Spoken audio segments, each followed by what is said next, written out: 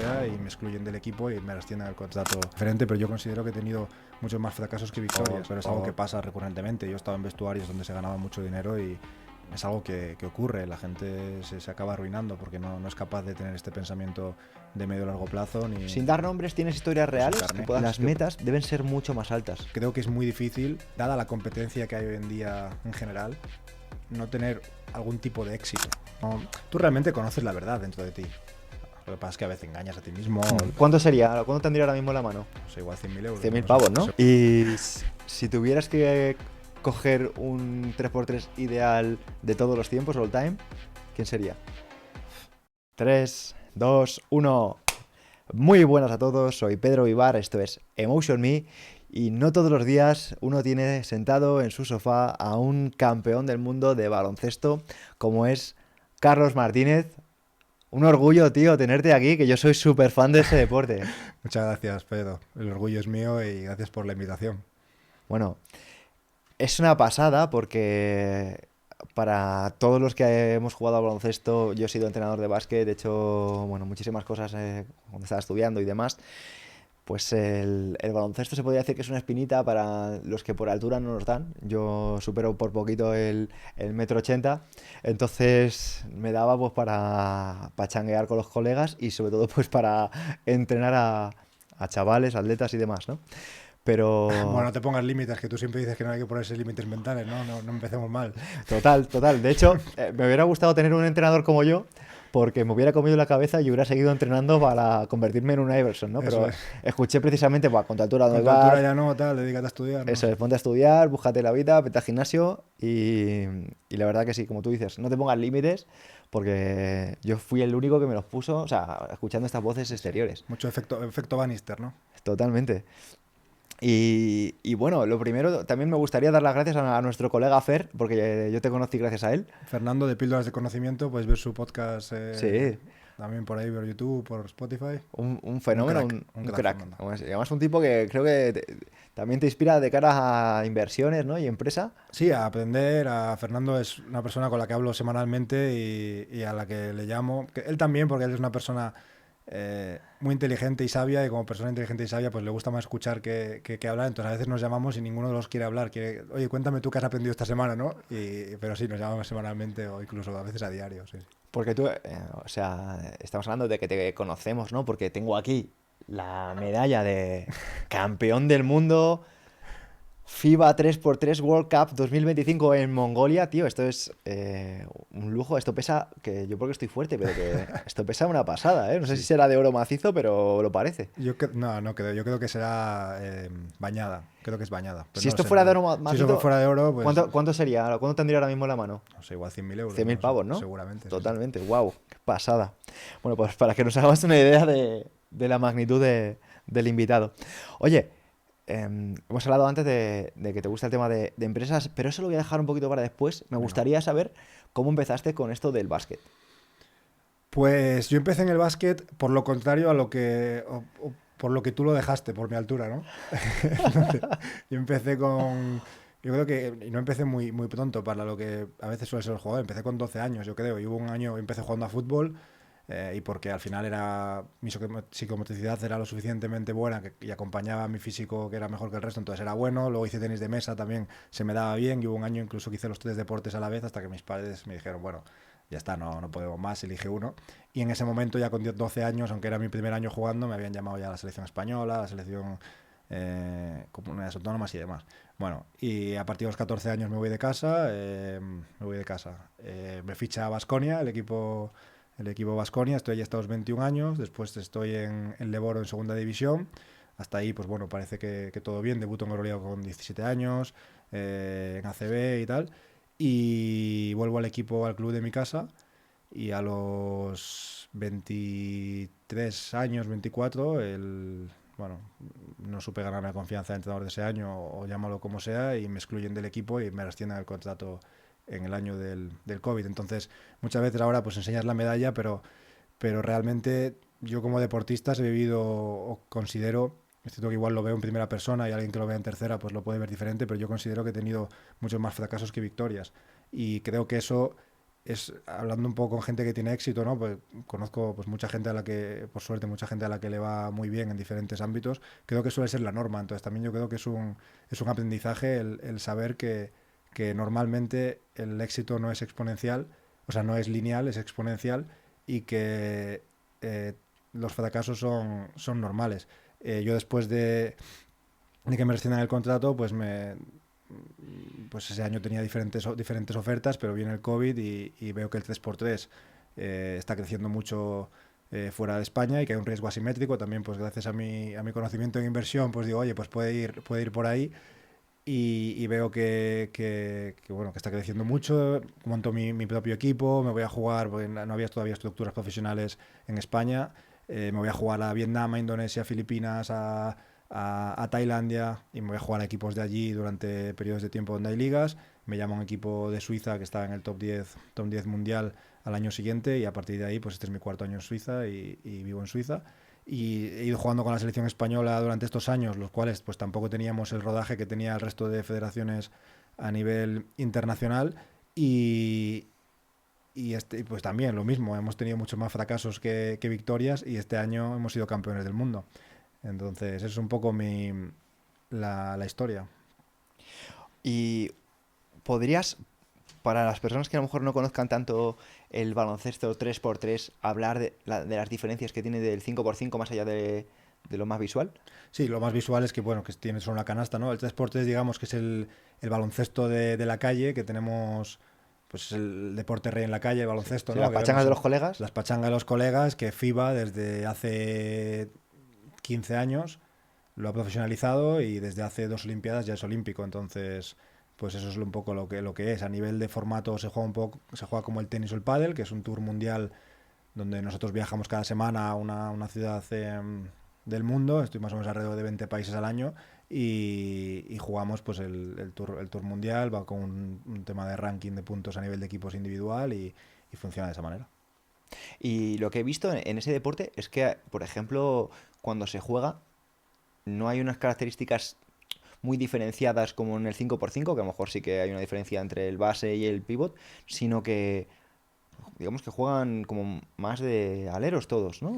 Se tiende menos a la especialización porque es un deporte en el que no te puedes esconder. Digamos, ahora en baloncesto 5x5 alguien te puede decir, oye, pues tú eres un buen defensor, en el ataque te pones en la esquina y no molestes. O tú en ataque solamente bloqueas. O tú en ataque eres el que juega siempre los pick and roll, pero no lo que sea, ¿no?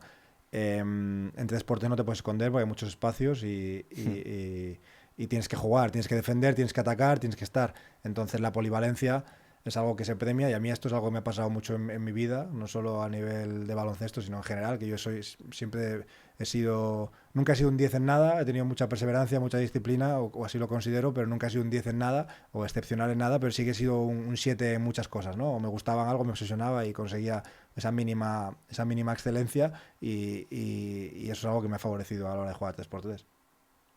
¿Y qué altura, porque no lo hemos comentado, qué altura tienes? Yo mido 2,201. Y con 2,01, ¿con qué te pegas en ese 3x3? Realmente o sea, sí que no hay posiciones súper diferenciadas como alero o base, pero sí que hay más manejadores y menos manejadores. Y yo estoy más en la parte de manejadores. O sea, yo soy, digamos, de los pequeños. Sí, pero pequeño, pero buen tirador, ¿eh? O sea, yo te he visto a un highlight que han sacado por ahí y eres rápido como Sí, bueno, sí, o sea, no sé si polivalente, digamos, versátil. versátil. Oye, has comentado antes que gracias a ciertos conocimientos de inversión, pues pudiste barajar el irte a otras ligas y tener otro tipo de funcionamiento.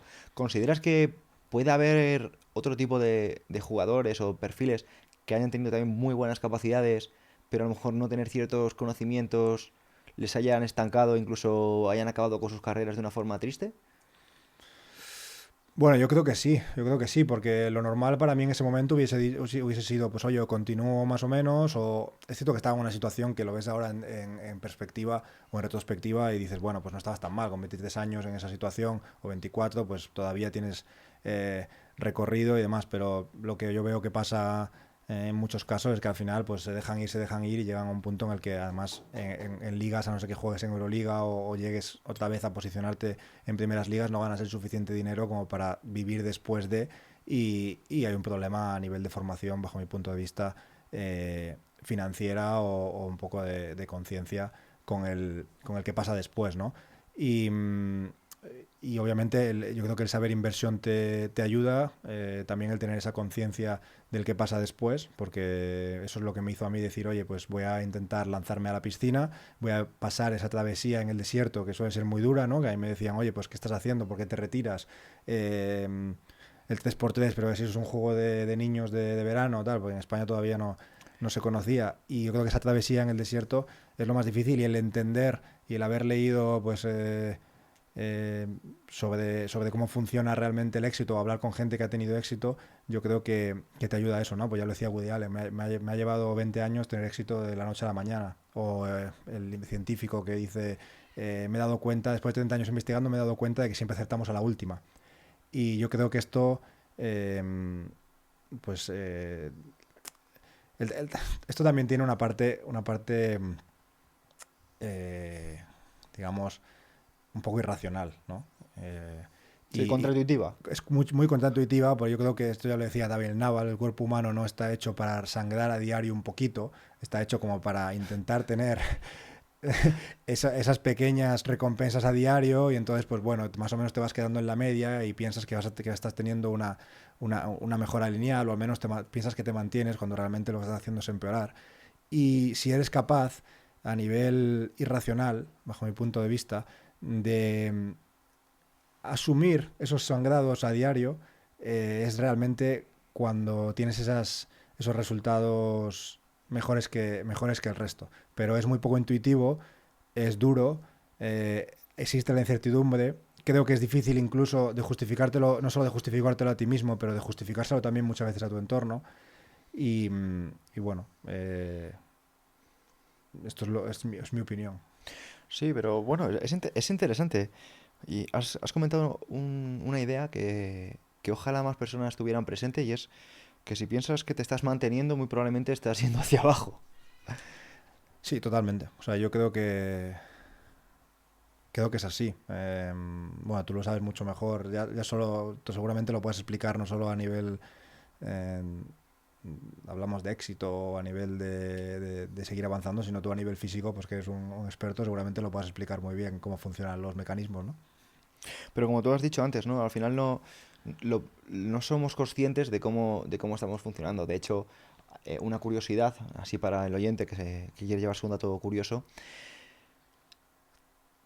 caemos en la falacia del pensador racional. O sea, todos creemos que somos racionales. Es más, ¿cómo nos iríamos a dormir por la noche, Carlos, si creyéramos que somos siendo irracionales y que nuestras decisiones no tienen sentido, ¿no? O sea, si una persona fuese a irse a dormir, a meterse en la cama y pensarse que no ha sido una buena persona, que no ha sido coherente, que no ha sido un buen ser humano, pues probablemente no se podría quedar dormido.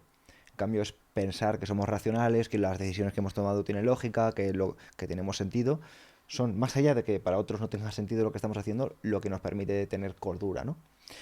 Y te pregunto esto porque te pregunto por el tema de la inversión, porque no sé si has visto, en relación al baloncesto, un documental que se llama Broke, que habla de ciertos deportistas, concretamente de la NBA, Sí, que... sí, Cuéntalo sí. tú. No, bueno, es algo que pasa, ¿no? No sé el porcentaje ahora, y seguro pues cada vez habrá más conciencia, pero es algo que pasa recurrentemente. Yo he estado en vestuarios donde se ganaba mucho dinero, y es algo que ocurre. La gente se acaba arruinando porque no es capaz de tener este pensamiento de medio o largo plazo. Sin dar nombres, ¿tienes historias reales que puedas comentar? Sí, tengo historias reales de gente que no tiene carnet de conducir y conduce un coche de 150.000 euros sin carnet, que ya no es un tema de que tengas el coche de 150, 200 o 300.000 euros, sino que ya solo teniendo, eres un inconsciente, ¿sabes? O sea, pues muchas cosas así, sí, o de comprar o de gastarse en fiestas, o muchas otras cosas, ¿no? Y bueno, es un problema. Yo creo que sí que lo es. Tampoco la solución es súper intuitiva, porque es cierto que cuando estás de profesional, pues no hay siempre las herramientas, o no tienes, todo el mundo te está dando la razón, todo el mundo te está adulando, todo el mundo estás en un momento en el que las cosas te van bien, y no te das cuenta de que en cuanto se apaguen las luces del pabellón, el día que salgas por ahí la última vez, vas a volver otro día más para que te cuelguen una camiseta en un sitio, en el mejor de los casos, en la mayoría no, y cuando se acaben esos aplausos, nadie se va a acordar de ti. y yo creo que entonces lo que tienes que hacer es hacerlo las cosas para ti, ¿no? Que al final es el denominador común de la vida. Eh, las carreras se acaban, las parejas en muchos casos se divorcian, las empresas quiebran, algún amigo te traiciona o tenéis diferentes puntos de vista, aunque los dos habéis querido ser honestos, pero el punto que tenéis en común o el punto que hay en común en todo eso eres tú mismo.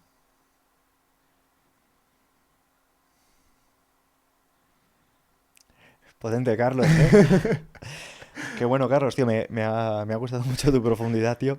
Y te quería preguntar, porque en muchos casos que ciertas figuras vayan, como has comentado, de una forma más inconsciente, sin tener en cuenta las decisiones de aquí a 5 años o a 10 años, sino viviendo mucho en el soy molón hoy, lo hacen porque tienen una determinada filosofía de vida y que tú la tengas o que tú, por ejemplo, sepas mirar a largo plazo, también es porque tienes una determinada filosofía de vida.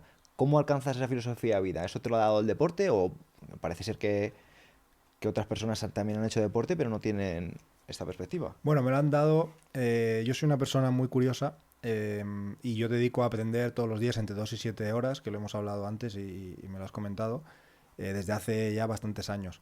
Entonces, yo creo que em, esa inquietud por aprender, unido a que no paras de hacer cosas y a que por el camino tienes un montón de fracasos y un montón de golpes y un montón de hostias, em, te hace ver pues a medida de lo que vas aprendiendo y a medida que tienes esos golpes, pues te hace tener aprendizajes mucho más potentes bajo mi punto de vista. Luego también todo esto me ha enseñado, o yo siempre, quizás al principio de mi carrera, uno de los errores que cometí a la hora de querer dar un salto al primer equipo de Baskonia o de estar justo en ese momento de que sí o que no, era yo ahora lo detecto porque quizás en ese momento no, no era emocionalmente maduro y seguramente dentro de 10 años me veré a este podcast y diré no eras emocionalmente maduro, pero no tenía, pues necesitaba una validación externa, ¿no? de los demás y tenía ese apego a esa validación externa y desde que aprendí el concepto de disonancia cognitiva intento no tenerla, intento hacer, pensar y decir lo que, lo que creo y lo que dentro de una honestidad intelectual, por supuesto, siempre abierto a cambiar de opinión, pero yo creo que eso es lo que me ha hecho el tener impacto en diferentes áreas de mi vida. Creo que vivimos en una época de disonancia cognitiva crónica en la mayoría de personas. Estamos rodeados de gente y gobernados por gente que dice y piensa lo contrario de manera sistemática. Eh, y creo que es un problema patológico grave que hay hoy en día. Es cierto que la libertad tiene un precio, o sea, tienes que poner un poco el balance cuál es el precio de tu libertad y el precio de tu salario. Muchas veces hay gente que tiene que hacerlo porque al final no tienen otra forma de vida seguramente, pero bueno, a mí me costaría ahora mismo levantarme por la mañana, mirarme ahí al espejo mientras me lavo los dientes y decir qué estás haciendo, ¿no? O sea, estabas diciendo hace poco eh, yo te creo hermana y luego vas a un juicio y dices, no, es que la ley y la realidad es diferente, ¿no? O tienes una denuncia por abuso o gente que van, ministros o lo que sea, van a tener pensiones vitalicias, que su incentivo y su estructura de incentivos está a que gasten lo máximo posible y porque el ciudadano no tiene ni idea, o el 99,99% del ciudadano no tiene ni idea de cómo funciona la economía mundial o la microeconomía, o la micro de la macro, eh, pues estás empobreciendo a la gente de manera sistemática y de manera bastante rápida últimamente, sobre todo de 1971 con la salida del patrón oro. Eh, bueno, pues yo creo que eso es un aprendizaje que yo me llevo de vida, el no ser sobornable o intentar no serlo, y el ser fiel a mis valores y a lo que y hacer lo que yo creo que está bien por encima de todo. Tú que eres mucho de filosofía, ¿no? Hay una frase de Diógenes que le dice uno, em, ¿sabes lo que te voy a Sí, decir, no? Lo sí, de las las lentejas. lentejas. Le dice, oye, pues si no molestases tanto al tirano, no deberías comer no comerías tantas lentejas, ¿no? O no tendrías que comer tantas lentejas. Y le dice, bueno, y si tú apreciaras las lentejas, no tendrías que chupársela al tirano, ¿no? Total, total, sí. Y esto va muy de la mano con un concepto que a mí me encanta, que parece que para cambiar tu vida debes cambiar de entorno, para cambiar tu vida debes tener ciertos hábitos, para cambiar tu vida tienes que hacer X cosas, cuando realmente para cambiar tu vida debes empezar diciéndote la verdad, o sea, siendo claro contigo mismo y diciendo, tías, esto no me resuena o esto sí me resuena, ¿no? Siendo coherente. Y, y crecer este pequeño paréntesis porque realmente pensamos que hay que cambiar cosas fuera, ¿no? Y no, hay que ser sinceros con uno mismo y mirarse al espejo y decir, oye, esto sí y esto no, y poner los límites. Totalmente. Y muchas veces la verdad no siempre es lo que queremos escuchar, pero si no, tú realmente conoces la verdad dentro de ti. Lo que pasa es que a veces te engañas a ti mismo, Hmm. pero realmente hay algo dentro de ti que te la dice. Entonces, cuanto más se acerque eso a lo que haces en el día a día, menos disonancia cognitiva vas a crear y menos infelicidad vas a crear. Entonces, pero tú realmente tienes un montón de información que todos tus sensores biológicos reciben desde que has nacido y sabes la realidad y sabes la verdad de cómo te sientes, qué piensas de ti mismo, qué te gustaría cambiar de ti, qué te gustaría hacer, si con la persona a la que estás te gusta o no, en el fondo, si tú lo sabes. Y es más, si no lo sabes, un tip que me gustaría compartir es sigue tu energía. Y que cuando digo tu energía no me refiero a algo esotérico, sino tus niveles de energía, las ganas que tienes, la ilusión. Eso es. Si no tienes ilusión, si no tienes entusiasmo, si te vas arrastrando los pies, si te cuesta subir unas escaleras, hay cosas en tu vida que deberías empezar a mirar y hacerte una auditoría y decir, oye, es que a lo mejor no estoy trabajando donde debería trabajar, o viviendo donde debería vivir, o comiendo con quien debería comer. Y ya Ujú. está, empieza a cambiar cosas. Y ya verás cómo acabas dándote cuenta de que el problema lo tienes tú. Totalmente. Además, que no es una cuestión de compararse con el resto, ¿no? Y menos además en este podcast, eh, que yo creo que tenéis una labor formativa y a nivel de filosofía y a nivel de mejorar el yo interior, pues muy grande. Pero creo que es muy difícil, dada la competencia que hay hoy en día en general, no tener algún tipo de éxito. Quiero decir, si tú, y esto lo digo siempre y muchas veces no sé si genero más frustración o realmente motiva, mi objetivo es más motivar que generar frustración, al que le genere frustración está dentro de él y no es mi problema, pero si tú realmente te pones a mirar con quién compites, si haces un poco lo que yo te decía antes, imagínate que tú le dedicas al día de manera voraz a aprender, a ser mejor atleta, a tener mejores relaciones, a ser mejor profesional en lo que haces, ya trabajes para ti mismo o trabajes para un tercero, a aprender sobre finanzas, no sé, te estoy poniendo diferentes campos y luego tú, dentro de todos estos, pues cada uno elige el que sea. Y lo haces esto de manera recurrente durante un periodo de tiempo lo suficientemente largo, no compites contra mucha gente, porque muy poca gente hace esto. Y te digo más, si tú pones, somos 8.000 millones de personas en el mundo, más o menos. Si tú quitas a lo que la ONU dice, bueno, la ONU dice que con menos de $1 al día eres pobre. Bueno, yo te digo que con menos de 20, 30 sigues siendo pobre. O sea, contra esa gente, con menos de eso, pues no compites porque está en una situación más desfavorable, creo, ¿no? Entonces te queda al final 1.000 millones de personas. De esas 1.000 millones, ¿cuántas personas hablan tu idioma?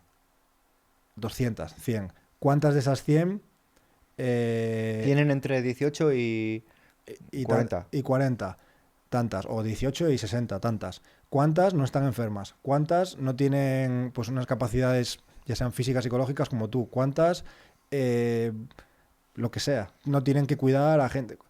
Compites contra muy poca gente. No estás de número uno en la parrilla de salida, pero no estás muy lejos. Y el hecho de cuestionarte que no estás el número uno y decir, no, es que hay gente mejor, es que no sé quién, lo típico, ¿no? De la gente con complejos, el no sé quién al colegio privado, el otro no sé qué más, el tal, el decirte eso no te está ayudando. O sea, ya estás en la parrilla de salida. No te va a ayudar más el castigarte, ¿sabes? Mira, Carlos, yo doy cursos y no todos son de entrenamiento y demás. Sin embargo, en todos me gusta hacer como pequeños test. Y cuando tengo un grupito de así de, imagínate, de 15 o 20 personas y tal, yo hago una pregunta y digo, por favor, que levante la mano solo si va a ser sincero quien esté dando un 10/10 en su vida. Pero hacer una pausa. No levanta la mano nadie. Nadie. Pero yo tampoco podría levantarla, No, no, tío. yo tampoco. porque yo estoy acomodado. Digo, si ya mi vida es la hostia, digo que tendría que esforzarme mucho más. Y encima sé que podría hacerlo y no me costaría mucho. Pero ya las metas deben ser mucho más altas. Hmm. Y eso es lo que tú dices. O sea, es que no estamos yendo a todo gas. ¿No? Pero es que con ir a un 8 estás por encima, Con un 8 vamos, te comes el mundo. te comes el mundo. Lo que pasa es que, es decir, y esto igual puede sonar como arrogante, pero otra vez, a que le suene, bajo mi punto de vista, es cosa de él. Em, Acomplejado, sí, sí, es un tema que es muy mainstream. claro, el tema es que yo creo que tener éxito, el éxito como la acepción comúnmente reconocida, ¿no? Que es pues éxito, Sí. eh, Validación por otros. validación por terceros, no es difícil. Y lo que te da eso, ¿no? Que también luego te da una libertad a ti mismo. O sea, si Ujú. tú consigues una libertad financiera, pues no es una cosa de decir, pues bien porque tengo un buen reloj. No, pues te da una libertad para luego poder decidir o poder decir que no a lo que no te gusta. Ujú. El tener eso no es difícil. Lo que es difícil es lo que hay que hacer para tener eso. Durante cuánto tiempo hay que hacer lo que tienes que hacer para tener eso. Que en muchos casos, obviamente, habrá gente que pues tardará más, tardará menos, tendrás más capacidad, tendrás menos. Pero si tú realmente haces eso, y otra vez no quiero generar una frustración de, ostras, yo no puedo tal, si la genero ya es, pues eso, igual es cosa vuestra, es muy difícil no tener éxito. Eso sí. Mira, yo vivo de las rentas de lo que he hecho durante 5 años de mi vida. Fuerte. Muy fuerte. He estado mucho tiempo sacrificándolo todo. Y hoy en día tengo una vida, entre comillas, que era lo que para lo que yo estaba aspirando y he cumplido más de mis expectativas. Pero eso sí, ahí sí que te digo que estaba un 10/10. Igual que tú, imagino que para conseguir X cosas, no digo ahora, en ese momento sí que estabas en un 10/10. Mm. Pero lo que no se puede hacer es, como tú has dicho, es que he ido a un colegio privado, es que claro, si yo midiera 2 metros también, es que yo Claro, sí. No, no, no, no. A ver, qué claro, ya tienes? está. ¿Qué tienes aquí? Eso ya ha pasado. Ahora, ¿cuál es tu siguiente paso, ¿no? ¿Dónde quieres llegar y cuál es tu siguiente paso? ¿Y dónde quieres llegar bajo o sea, bajo unas expectativas subjetivas reales? Pues si yo quiero ser LeBron James, voy a ser un frustrado toda la vida, ¿sabes? Entonces yo creo que el objetivo y el camino al final y tu objetivo, o sea, tu reto tiene que variar con el tiempo. Y eso es lo que. Y el camino hacia ese reto que va variando es lo que tiene que hacerte feliz. Oye, Carlos, a mí me interesa saber qué figuras a emular, qué mentores en el ámbito del baloncesto te inspiraban a ti, porque yo creo que todos los que hemos jugado al básquet nos hemos visto vídeos de Michael Jordan, nos hemos visto vídeos de Kobe Bryant, nos hemos visto vídeos de muchas figuras, pero claro, yo sé que tú has estado ahí mucho más cerca y me Sí. gustaría saber quién te ha inspirado a ti. Hombre, yo he tenido mucha suerte de compartir vestuario con varios jugadores NBA. Incluso ahora que han pasado años, pues tengo la suerte de conocer en persona y de tener el teléfono de jugadores a los que, pues el otro día me sentaron a lo Con de Dirk Nowitzki. Nowitzki, Te vi, te vi, te que vi. me hicieron, oye, te voy a hacer un homenaje aquí y tal, por la medalla de oro de tal. Me senté y de repente veo unos pies grandes a mi lado, miro para arriba y veo a Dirk y me dice, no, yo me siento aquí. Y digo, vuelvo a mirar un poco, digo, no será el mío, igual estoy equivocado. Entonces, pues tengo la suerte de poder compartir mi vida en primera persona con ídolos o con gente que veías totalmente inalcanzable, ¿no? O pues los Gasol, o pues en España con muchos más, pues al final es más cercano. Entonces, ¿Con quién sientes que estás más cercano en España ahora mismo?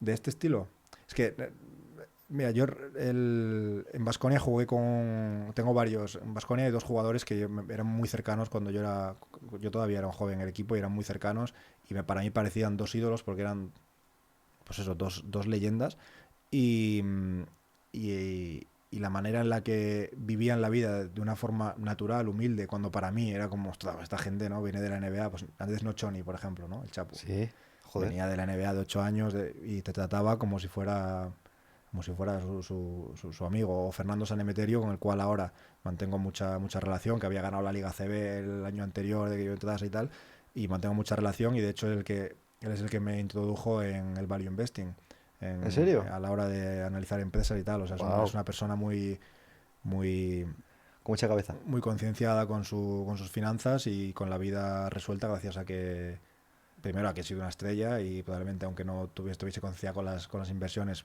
a poco que no fuese demasiado tonto, pues lo tendría, pero con una vida mucho más cómoda de lo que cabría esperar.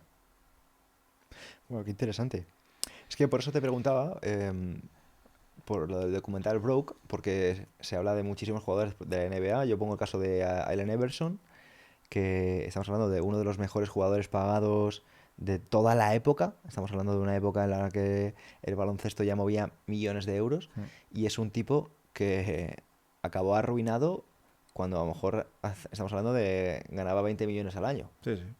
Dices, ¿cómo puedes acabar? Y él cuenta, ¿no? Que a lo mejor se gastaba diariamente 25.000 dólares en ropa y en complementos y a lo mejor que se iba a club de striptease entre semana, ¿no? Sí, sí. Es que realmente si te pones a pensar, o sea, es muy difícil gastarlo si eres una persona normal, pero hay formas de gastar 20 millones de dólares al año. Entonces, las encontraban y las hacían. O sea, es triste. Pero bueno, ¿sabes? Es que volvemos un poco a la filosofía clásica, ¿no? No es ni bueno ni malo, yo creo. Ujú. Es lo que es. Entonces, él tuvo que aprender eso eh, cometiendo ese error y dándose cuenta, pues una vez le ha pasado, ¿no? Entonces las lecciones que no aprendes con sangre, no las aprendes realmente, a veces dicen, pues él lo tuvo que aprender más tarde, ¿no? No lo aprendió antes, por lo que sea. Claro. Y también te quería preguntar por la relación que estás viendo entre el 5x5 y el 3x3. Si crees que de aquí a unos años, con la evolución que está teniendo el FIBA 3x3, ves a grandes figuras pasándose al 3x3. Bueno, yo creo que puede ser. De hecho, yo el año pasado jugué contra DeMarcus Cousins, no sé Sí, coño. si te suena. Le ficharon a un equipo de China, le pagaban una millonada y jugaba 3x3. Está en Sacramento, ¿no? Y luego se fue a China. Sí, sí, sí. Y estaba allí jugando a 3x3. Y la anécdota es que realmente, obviamente, él jugaba muy bien, pero su equipo no acaba de ganar. Ha llegado a un punto de especialización en el 3x3 donde, obviamente, si viene Antetokounmpo y viene, pues es que no vamos a. Claro, o sea, no hay No tiene discusión. sentido, ¿no? No hay discusión, pero que solo diciendo, oye, pues vamos a ir un día y ya está, hay ciertos equipos ya y cierto ritmo de juego y ciertas especificaciones técnico-tácticas dentro del deporte que contra un equipo que esté muy rodado, de primeras no tienes mucho que hacer. Obviamente luego pues habría esa discusión, ¿no? Y si pasas mucho tiempo, o sea, pasas 5 meses, pues jugando en el Tour, pues ganarían todo. Pero ¿Quién sería tu 3x3 ideal? metiendo jugadores de 5x5, Metiendo jugadores de 5x5. a ver, Luka Doncic, ¿Sí? eh, Antetokounmpo, Curry y Carlos Martínez. Buen equipo. Y si tuvieras que coger un 3x3 ideal de todos los tiempos, all time, ¿quién sería? No sé, tampoco te creas que yo soy súper friki de la NBA ni de estas cosas. A ver, vamos a pensar. Michael Jordan, ¿no? No, no lo sé, no sé. Te dejo coger a ti. Es que tienes que tener cuidado, porque si pones a muchos que quieren tirar, ¿sabes? Tienes que tener No hay diferentes rebote, ¿no? roles, claro. Tienes que tener diferentes roles. Entonces, por eso antes igual no meto a LeBron o... eh, ayúdame, va. Michael Jordan, Vale, yo cogería, siendo 3x3, un Hakim Olajuwon. venga, sí. Tienen que ser también medio móviles para poder defender un poco fuera a veces y tal, ¿eh? Vale. Para jugar con 3x3. Si metes a Jordan, puedes meter a LeBron, que es un poco más grande, otro perfil, y luego algún exterior, ¿no? O sea, un base, quiero decir, un base escolta no tan grande. Depende de cómo juegues. Yo te estoy dejando jugar a ti. Y luego metes ahí a un base escolta no muy grande. Va, podemos meter a Kobe con Michael Jordan. Venga, vale. Ya solo por un fan service. Venga, No, va. no, literal. Y vale. Pues mira, te quería preguntar, porque creo que a muchas personas, sobre todo que estén en el mundo del deporte, les va a ayudar una mentalidad que si te das cuenta, no solo compartes con ciertas figuras del deporte que han sabido mirar a largo plazo, sino, por ejemplo, no sé si lo sabes, imagino que sí, porque creo que es una persona que lee mucho. Arnold Schwarzenegger, él decía que no quería entrar en el mundo del cine sin tener detrás un patrimonio para no aceptar cualquier oferta.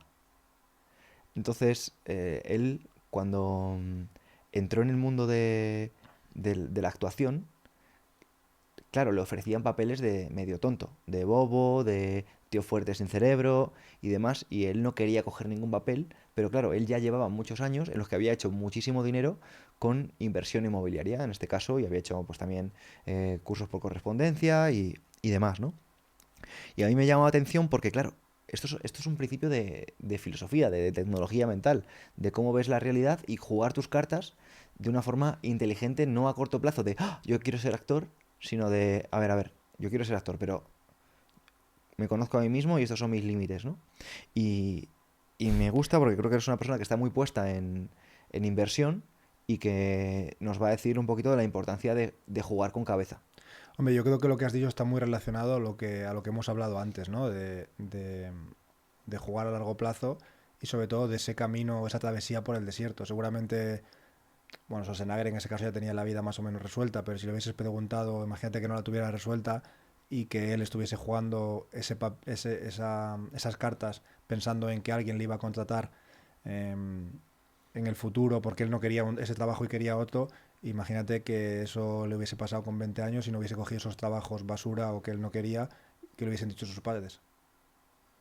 Seguramente le hubiesen dicho, pero ¿por qué no lo coges? ¿Por qué no lo haces? ¿No? Normalmente todos los genios al principio son unos tontos y eso suele pasar. Entonces, ya te digo, no es solo que tú hagas la estrategia, sino o que no tengas tú muy interiorizado que estás jugando a largo plazo, sino que asumas que durante ese camino no vas a tener resultados lineales, que van a venir muchos fracasos, que van a venir golpes y que vas a ser criticado y que va a ser muy difícil en muchas ocasiones incluso justificarlo para tu círculo cercano. ¿Cuál ha sido lo peor de tu travesía en el desierto? Bueno, realmente los primeros...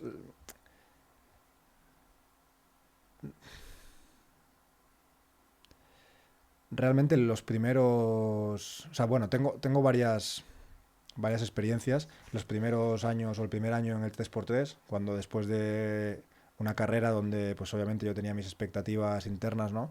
De jugar a 5x5 y también las había en el exterior, de repente digo, no, me retiro de 5x5, voy a montar mi equipo de 3x3 y voy a dedicarme a esto que sé que va a ser olímpico, lo han pospuesto, tengo un buen time de entrada eh, y tal. Y en ese momento, pues eso, la gente, bueno, te retiras, a ver qué vas a hacer, ¿no? A ver qué más haces, a ver qué tal y qué vas a... No, no he tenido este Sí, problema. como que te condenan, ¿no? Sí, te condenan, oye, pues a ver, ¿y ahora qué vas a...? No he tenido este problema, pues yo siempre he estudiado, siempre he hecho tal. Entonces, bueno, esto no fue que me dijeran gente cercana a la familia o tal, pues estudia o ponte a trabajar o no, pero yo creo que hubiese pasado eso. Y personalmente ahora, pues no vivo ningún tipo de desgracia personal ni ninguna experiencia mala, porque al final la gente que está a mi alrededor ya me conoce, pero yo no mido mis ganancias ni mi ni lo, ni lo que yo tengo a nivel material, digamos, o que me va a permitir o que me permite tener esa libertad en salario mensual ni en entradas de dinero mensual, lo mido en patrimonio neto. Entonces yo tengo todo invertido y eso también quizás para alguien que es más tradicional pues puede parecer riesgo, porque la gente confunde de riesgo con volatilidad y, y no entiende el poder del interés compuesto. Entonces, para alguien que le digas muchas veces que, oye, pues que no es que tenga invertido un 20%, porque es lo que ahora, ¿no? Es que estoy invertido al 99,9999% siempre. Eh, y me da igual el salario que pueda tener mensualmente este año, el que viene o lo que sea. Mi objetivo no es ese, mi objetivo es maximizar el patrimonio neto. Y muchas veces no está cotizado porque la valoración de mis empresas no está cotizada. Entonces, ¿cómo lo sabes? ¿Está en el aire? Pues el hacer entender eso a alguien no es fácil. Sí, bueno, el ser humano se caracteriza por no tolerar la incertidumbre. O sea, todo lo que nos genera duda, de hecho, por ejemplo, lo primero que queremos saber en una conversación cuando conocemos a alguien es a qué se dedica. Claro, Queremos, sí, sí. queremos ubicarlo, ¿no? Y a qué se dedica y de qué vive, Y ¿no? te corto más, nos dicen, ¿tú quién eres? Y lo que dices es, yo soy jugador de baloncesto. Y dices, no, eso es a lo que te dedicas. ¿Quién eres? ¿Sabes? Es un buen punto. Por eso te decía, ¿no? Que al final tendemos a buscar concretamente información para generar un estatus social, ¿no? Es decir, vale, pero ¿y este qué hace? ¿Y quién eres? ¿Y con quién se junta? ¿No? Y al final no nos damos cuenta de que nosotros mismos buscamos sesgar a una persona en función de nuestras experiencias pasadas. Esto yo creo que también es normal, o sea, porque al No, final, es natural. si quitásemos esos sesgos o quitásemos esos juicios, ¿no? Esto que dices, pues ahora, no lo sé, pues Pedro que tiene el pelo largo, pues ya no me causa prejuicios, antes sí, pero ya lo he trabajado dentro de mí, no por poner un ejemplo, y ahora que Pedro tiene el largo no me causa prejuicios, pero me va a causar prejuicios otras cosas, porque yo tengo, como ser social, tengo que poder valorarte en pocas milésimas de segundo, pocas Claro, centésimas. estos son los primados. El último libro que he escrito precisamente habla de cómo nosotros tenemos archivado, por ejemplo, que una persona tú la veas más alta o más baja, te va a generar una reacción, pero que la veas más gorda o más fitness, te va a generar. Y no significa que siempre vaya a generarte una forma positiva o negativa. A mí me puede generar algo negativo y a ti algo positivo, un mismo cuerpo. Ujú. Pero estamos hablando de que es una cosa que sucede. Lo mismo pasa con, con un montón de pequeños matices, como por ejemplo alguien que, imagínate, lleve gafas, o alguien, por ejemplo, que vista con la ropa más ancha o incluso con la ropa más ajustada. Fíjate que son cosas que pueden ser muy puntuales, que no es algo que te determine la personalidad, pero estamos hablando de que ya te está condicionando a tomar una serie de prejuicios con respecto a alguien, ¿no? Total. Sí, sí, y bueno, no sé lo que has escrito, no sé qué has escrito en tu último libro, y estaré encantado de leerlo, pero al final hay unas grandes hipótesis también, por ejemplo, de por qué tenemos racismo o por qué tenemos ciertos prejuicios con la gente diferente a nosotros, viene de manera evolutiva, y todo esto que estamos hablando es una manera evolutiva, y gracias a eso estamos aquí a día de hoy, ¿no? Hace años cuando venían, no sé, unos vikingos o venía alguien de cualquier otra civilización a tu poblado, no era para comerciar contigo, era para Ujú. quemar tus casas, cogerte esclavos si podías y conquistarte, ¿no? Y entonces viene un poco de ahí. Luego es cierto que con el comercio pues trajo mucha paz a nivel mundial, pero hay ciertos prejuicios y ciertos tipos de valoraciones que hace nuestro subconsciente que vienen de nuestro software de hace 50.000 años. Así es. Y te quiero preguntar por algo que imagino que ya muchos oyentes ya quieren saber, y es el tema de la inversión. ¿Cuándo comenzaste tú a invertir y por qué te picó ese gusanillo? Bueno, la verdad que empecé bastante pronto. Yo no sé por qué, pero bueno, yo creo que es algo así bastante común en España.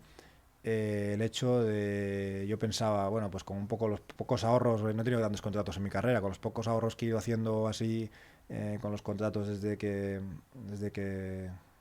firmé el primero, pues Perdona que te estaría corte, bien. ¿cuándo firmaste el primero y si se puede saber cuánto ganabas con el primer contrato?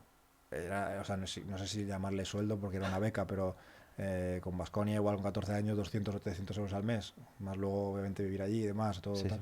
Algo así, ¿no? Pero no, nada. Luego con 18 firmó el segundo y ya un poco más, pero vamos, que nunca he tenido grandes contratos, pero sí que he sido bastante disciplinado y he ahorrado, y siempre tenía en mi cabeza el hecho de, no sé por qué, yo creo que igual en España juego mucho al Monopoly o no sé qué pasa, pero el hecho de decir voy a comprar, voy a comprar un piso, que eso está guay, porque pues, cuando pasan por tu casilla te pagan y eso es divertido y tal, y puedes ya vivir de eso y demás. Y luego pues he ido evolucionando en mi tesis de inversión, en mi forma de invertir. También hubo un gran punto de inflexión en el momento en el que dejó el 5 contra 5, porque es cierto que yo tenía también otras expectativas subjetivas de poder tener ciertos ingresos para alcanzar esa libertad financiera, ¿no? Con el 5 contra 5, y cuando veo que eso, mi plan se había truncado, que me iba a cambiar al 3x3 y que probablemente eso no me iba a dar, aunque no me va mal, pero que no me iba a dar pues los ingresos que yo esperaba, pues dije, bueno, pues lo tengo que conseguir por lo civil o por lo criminal, y entonces ahí también empecé aunque ya había hecho muchas cosas antes, pues empecé con el emprendimiento y empecé a buscar otras formas también de inversión y de potenciar esa fuente de O ingresos. sea, ese cambio ya cuando dices, oye, ya el 5x5 se ha acabado, ahora el 3x3 es todo lo que tengo entre comillas ahora, no puedo dejar que el Todo lo que 3x3... tengo que era nada, que era me voy a montar mi equipo, voy a intentar tal, me voy a ir a Vietnam, me voy a ir a Indonesia, me voy a ir aquí. ¿En cuánto se paga, por ejemplo, en estos países?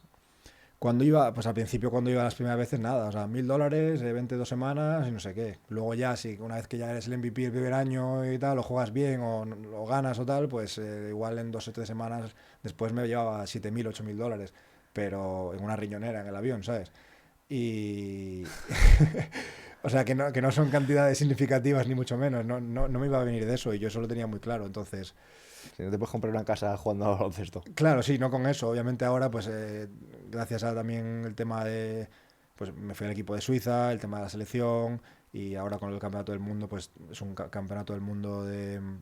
Estamos en otro nivel de consideración de deportista de élite en España, pues Claro, como si gana un campeonato del mundo Carolina Marín o sí, cualquier otro deportista, ¿no? Entonces es otro tema de ayudas del comité, del CSD y demás, pero que ya te digo, no van a grandes cantidades como igual yo pensaba hace cuando empecé mi carrera de poder intentar llegarlo, de poder intentar llegar.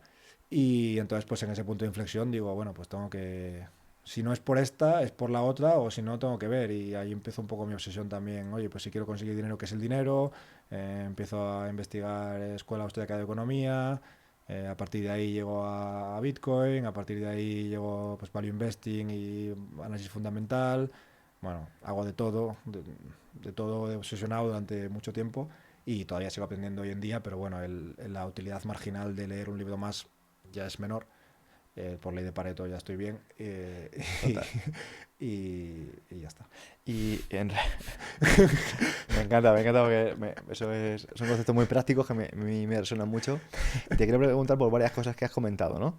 Y es la Escuela Austríaca de Economía, porque parece que saber de ciertos autores de economía no tiene impacto en tus finanzas. Y dices, oye, ¿a mí qué me va a influir, por ejemplo, saber que, imagínate, el Estado no, no es tan necesario o necesario incluso si nos vamos ya a autores más radicales como Sí, Rothbard, a ¿no?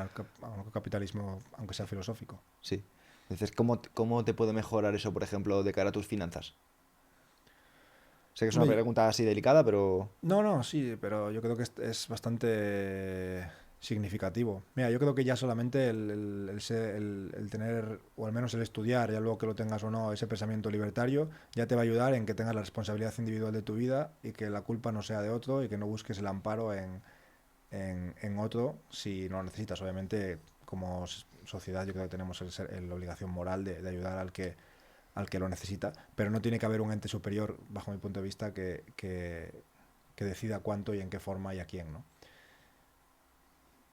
ese para mí es el punto fundamental, ¿no? El tema de, en el momento que quitas ese paternalismo y te haces a ti mismo el responsable de cómo te va a ir en la vida de aquí hasta que te mueras, pues sin querer empiezas a, como tú mismo has dicho, a buscarte las opciones que muy probablemente sean las necesarias para prosperar. Sí, a veces, a veces mi pareja o gente, ¿no? Amigos, tal, me dicen, no, pero tú no eres muy empático. Y yo creo que esto eh, me ha hecho que me salgan las cosas también mejor, porque como no soy, empático. Siempre nosotros muchas veces esperamos que el resto haga algo que nosotros haríamos en su lugar. Entonces, como no tengo, o como dicen que no tengo mucha empatía, no espero que el resto la tenga conmigo, entonces no espero una compasión del resto, y entonces tomo la decisión por mí mismo y si yo no soy parte del problema no puedo ser parte de la solución.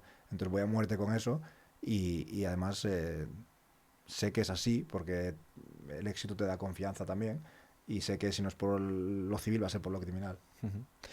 A mí me gusta también aclarar esta parte porque yo entiendo cuando alguien te dice a lo mejor que no eres empático, pero yo quiero romper una lanza por, por ese tipo de perfiles. Digo, es que no sean empáticos. Para mí, un síntoma de empatía es que una persona no quiera que otros dediquen su tiempo a ocuparse de él. O Total, sea, quiero decir, total. si tú te estás trabajando para hacer ejercicio, comer bien, para que otra persona no esté dedicando su tiempo libre que podría estar con su familia, con sus amigos, En cuidarte. en cuidarte.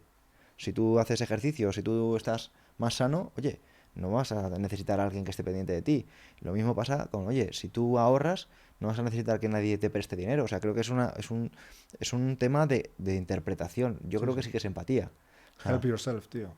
claro, es que al final, ¿cuál es la mejor forma de cuidar de los demás? Pues no ser una carga para ellos, no molestarles. O sea, parece que la libertad está en hacer lo que quieras, ¿no? La libertad está en que no te obliguen a hacer lo que no quieres hacer. O sea, y eso no significa que nosotros no seamos solidarios o que no queramos que los demás les vaya bien. O sea, por supuesto que queremos que los demás les vaya bien. Es más, o sea, cuanto mejor les vayan a mis amigos, menos dinero me van a pedir. ¿No? Parece una Sí, sí. tontería, pero, o sea, ojalá les vaya mejor, muchísimo mejor de lo que les va. O sea, ojalá les vaya súper, súper bien. Y creo que es una cuestión de egoísmo, pero de una forma inteligente. Creo que si las personas fueran más conscientes del beneficio de cuidar de sí mismas, o sea, es que lo harían sencillamente por amor al prójimo. Ujú. ¿No? Que ahora parece como que cuidas de ti mismo porque tú eres un narcisista o porque no eres empático. Hombre, eso es lo que te quieren vender, yo, en mi opinión, cómodos, desidiosos o personas que a lo mejor no están haciendo el esfuerzo. Y esto es una hora ya momento de cambiar el discursito. Sí, yo creo que, o sea, no tengo más que decir de lo que has dicho, o sea, que me parece totalmente, es así. Y a mí me gusta que hayas mencionado la Escuela Austriaca de Economía porque a veces se dice, ¿no? que tiene que venir aquí un presidente como Milei. Y no, lo que tiene que llegar son las ideas libertarias. Porque si más personas son conscientes de esto, precisamente van a darse cuenta de que todo su esfuerzo, todo su trabajo, se lo están llevando otros para gastárselo en competencias. Mm. Y dices, "Oye, pues no tiene Sí, no va sentido". de colores realmente, es un problema de estructuras, de incentivos y de sistema y realmente luego pues uno bajará 2 puntos esto, el otro subirá el otro y ya verán, o sea, cambiarán de financiar a unos lobbies o a otros en función del color, pero no va de eso. El que entiende, el que va a la causa ulterior de todo, entiende que lo que están haciendo es empobreciendo a la clase media y baja, que hay poca clase media ya cada vez menos en España, de manera recurrente y rápida. Así es.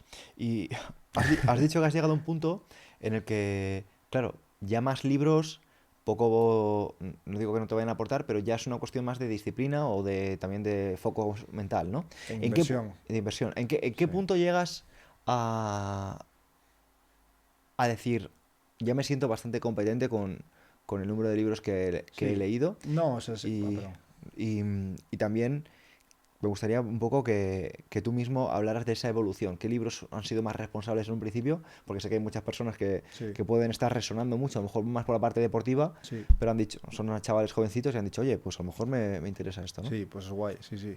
A ver, no es que yo no siga leyendo y aprendiendo, pero bueno, es lo que decía antes, ¿no? La utilidad. No la Imagínate. utilidad, sino la utilidad marginal, que para el que no lo sepa, la utilidad marginal, por explicarlo es, pues imagínate que estás en el desierto y tienes mucha sed, una botella de agua es muy útil, la segunda es muy útil, la tercera es muy útil, pero a la quinta ya deja de tener utilidad, o sea que te estén dando más botellas de agua no tiene tanta utilidad extra, ¿no? Eso es más o menos lo que sería la utilidad Ujú. marginal. Pues si tú te has leído o tú sabes de inversión X y no te vas a dedicar profesionalmente o estar analizando empresas profesionalmente porque trabajas en X fondo, pues con que sepas, digamos, todo el espectro de productos que pueda haber y que hayas un poco definido cuál es tu estrategia de inversión para largo plazo, cuál es lo más óptimo o si quieres jugar una estrategia subóptima y por qué, el leer o el aprender más cosas, pues te sirve menos esa quinta, sexta, séptima botella de agua. El camino en el que yo, o sea, sobre tu pregunta, el camino en el que yo seguí, aunque cuando me preguntan, oye, ¿cómo empiezo? Em, Realmente yo no seguí el camino que quizás debería haber seguido, porque yo pensaba, como todo el mundo, igual que, o mucha gente que le ha pasado, que no sabe de bolsa, tú al final cuando te hablan de la bolsa piensas en gente súper inteligente viendo números y viendo flechas hacia arriba, flechas verdes hacia abajo, Mm. rojas y en un gráfico, entonces pues seguramente yo, si soy súper listo, podré en el gráfico saber para dónde van las cosas y demás, y entonces pues empezar con el trading, análisis técnico y demás, hasta que te das cuenta de que no va por ahí. Eh, Tampoco quiero, si hay alguien que lo hace, pues fenomenal, pero vamos, es bastante desmontable. Si tú ves la lista Forbes de los 500 más ricos del mundo, ¿cuántos hacen análisis técnico? Ninguno. Ya está. O son emprendedores, o son empresarios, o son inversores en análisis fundamental, porque la bolsa sube y baja, no sube, no baja, no sube y baja por las rayas o por los Fibonacci o tal, sube por las expectativas de generación de caja de esas empresas en el largo plazo. Mm. Punto final. Que luego uses análisis técnico para encontrar un momento de entrada, lo que sea, eso ya es un tema más para fondos o para el que quiera. Entonces yo lo que le diría es eso, que se olvidasen del trading, que se leyesen, por ejemplo, el libro, yo creo que es bueno, Padre Rico, Padre Pobre, a Kiyosaki no le compro todo, ni mucho menos, pero creo que ese libro es bastante significativo a la hora de que te cambie un poco la forma o le puede cambiar a alguien la forma de ver sus finanzas Ah, yo me personales. acuerdo, yo me lo leí como hace 12 años o así, a mí me voló la cabeza. Sí, Yo dije, hostias, soy padre pobre, ¿sabes? sí, sí, sí, sí. Ostras, qué pobre soy y voy a peor. Sí, sí, y aunque te vaya bien, dices, coño, es que Entonces ese, y luego pues para empezar en finanza, empezaría igual por Value Investing, que es, oye, pues como empiezas compañías, pues hay muchos libros, ¿no? Invirtiendo a largo plazo de Paramés, Un paso por delante de Wall Street de Peter Lynch. Y después eso para aprender un poco porque suben y bajan las compañías, y después yo creo que para llegar a esa ley de Pareto, si no te quieres meter en otras historias, en bonos, en tal, pues si quieres ir a renta variable, que es un poco lo más óptimo en el largo plazo, el libro de John Bogle, ¿no? El pequeño libro para invertir con sentido común, o el libro para invertir con sentido común, que habla sobre Bogle, es el creador de los fondos indexados, y habla un poco de cuál es la filosofía detrás de eso.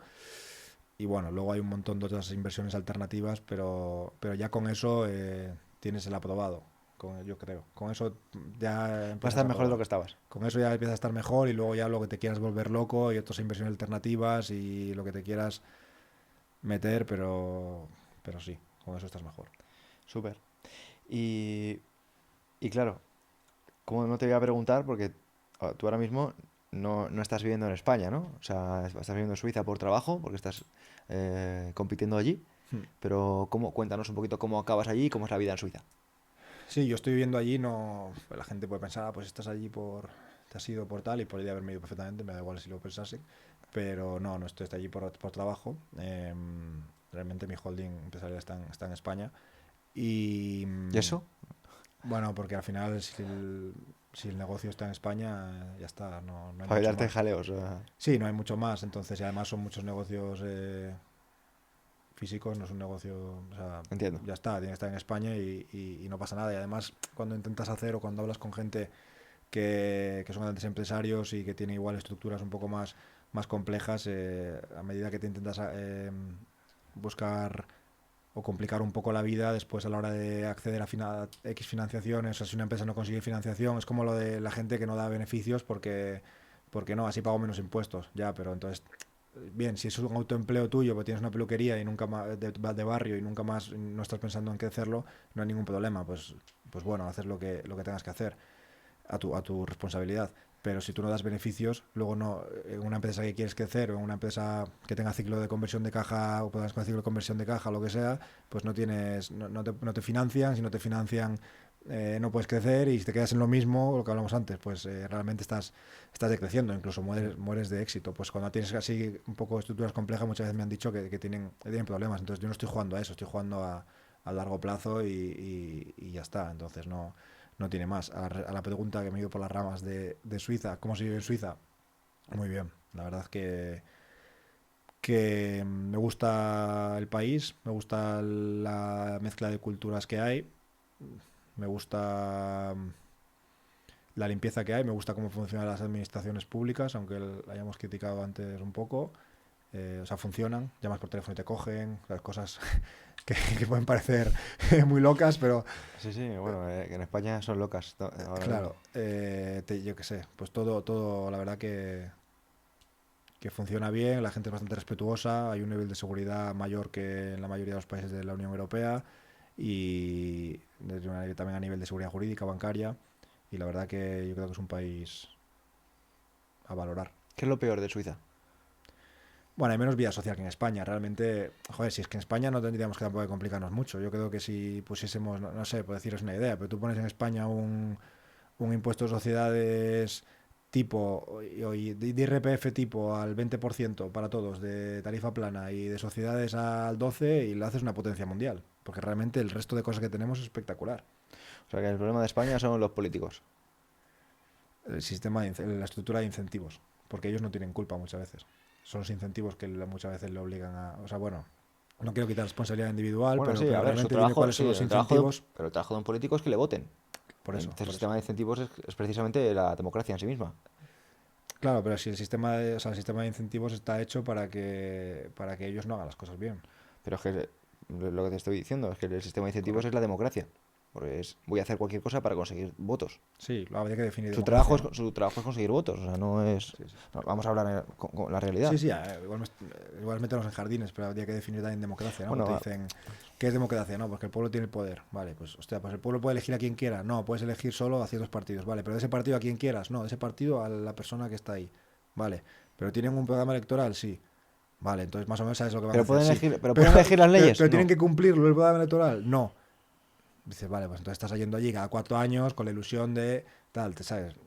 La democracia de qué. Pues exactamente. Es que Ya lo está, que o pasa sea, es que tampoco. este tipo de cosas hay que, aunque sea de una forma subliminal, a alguien le hará eco en algún momento. Entonces, Pero sí, o sea, está yo bien yo lo y está voy bien dar el compartiendo. debate cultural y tal, y yo encantado de cambiar de opinión siempre, si hay alguien que viene con una honestidad intelectual, pero muchas veces el perder energía a veces con estas cosas es mejor, pues simplemente, no sé, ¿sabes? No, Usarlo no, para... no, no, total. Lo sabes y ya está, y vas por todo el camino que tú eliges porque puedes elegir por otro lado si quieres, pero ¿para qué? O sea, no vas a... ¿Sabes? Total. Antes, justo antes de grabar, estábamos comentando que una cosa curiosa que me dijo Fer cuando nos conocimos, me dijo, bueno, Carlos vas a ver que va a ser el primer multimillonario del 3x3. Y yo No, diciendo, amigo suyo, ¿no? Algo así, o amigo humilde. suyo. Sí, sí, te Sí, dijo yo, Fer, tío, me presentas así, ¿sabes? y diciendo, este Fer, ¿cuánto hay de cierto de eso que me ha dicho Fer? Sí, yo creo que va a ser cierto, sí, sí. O sea, tienes la ambición ahora mismo de ser multimillonario, ¿no?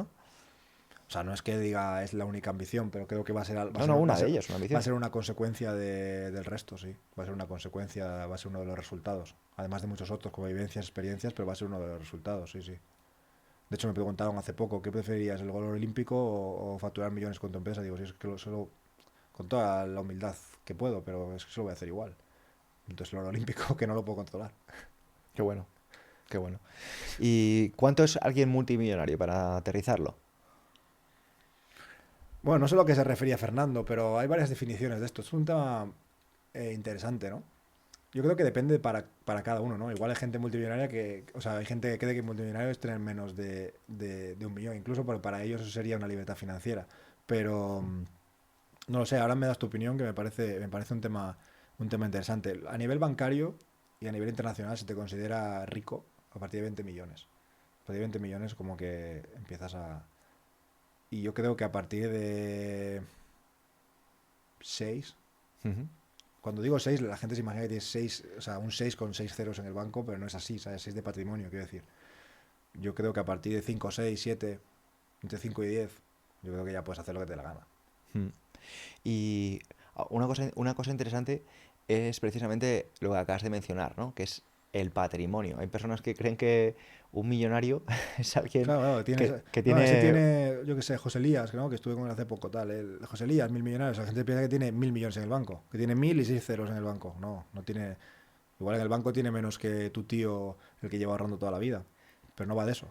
Total. O sea que exactamente eso. Son personas que a lo mejor ellos mismos se ponen un sueldo Sí, que es un porcentaje minúsculo en comparación claro, de su facturación, ¿no? eso es. Y lo hacen precisamente porque miran la vida a largo plazo. Eso es lo más óptimo a nivel fiscal, lo que hace lo que lo hace más óptimo para generar un interés compuesto en el largo plazo y el resto de servicios, pues muchas veces ya con el dinero corporativo de sus propias empresas o compañías, pues pueden hacerlo. Has mencionado que estuviste con José Olías, me dijo, además creo que lo que hablamos, ¿no? Que hiciste la mentoría con él. ¿Qué te Ujú. aportó que no supieras?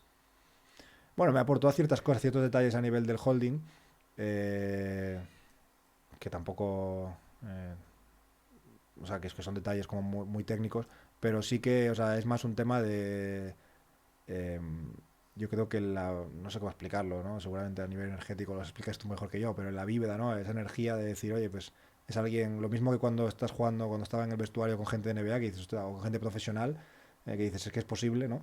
Pues lo ves y lo tocas, ¿no? Y lo dices que es posible, ¿no? Son gente, no hacen nada extraño, simplemente pues son como tú, como yo, pero se han enfocado en ese lado y obviamente pues para generar, yo creo, 1.000 millones de patrimonio tiene que haber un factor de suerte, mientras tú estás obviamente preparado y buscando la oportunidad.